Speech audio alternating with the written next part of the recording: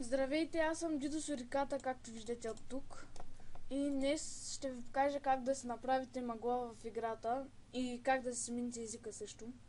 Ако имате инсталиран за смяна на език, ето, по принцип, ако сте го изтегли от Замунда, винаги трябва да имате, защото там имат превод на български. Ето, цъкате тук, избирате български, но аз ще ви покажа на английски как да се сложите мъглата, за да можете. Защото някои нямат превод, а също не знаят как. Ето ще влезна в този свят, аз съм го направил. Виждате. Аз натискам Options, Video Settings. Изчакайте малко само. Да го направя както по принцип трябва да иде.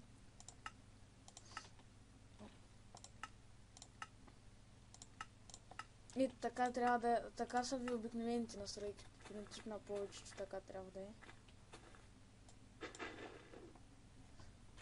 И виждате, малко на мене ми поналагва от самата програма за записване, тя е малко натварваща. Какво правиш тук, бе? И така, добре, сега да ви покажа как да го направите. Видео настройките, по принцип, аз не ви препоръчвам да намаляте разстоянието на виждане, само ако е фар. Направете го на нормал, защото на нормал можете да виждате слънцето, което е много важно за survival, както може би много от вас знаят.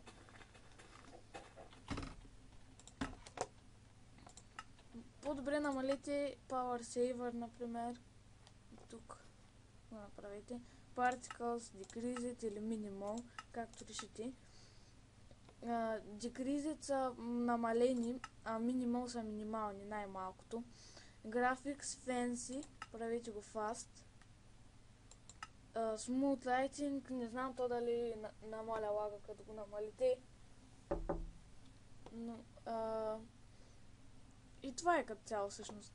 Cloud също намалят лага, като сте ги изключили и ви помагат да виждате слънцето по-добре.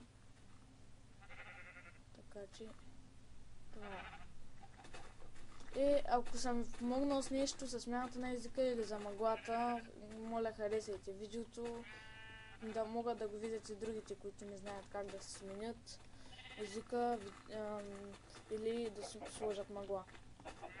И това е от мен. Аз приключвам. И виждате каква хубава карта ми пусна. Нарочно аз пуснах на Survival, ако ми пусне хубава карта, да мога да се възползвам. И това е. Чао от мен.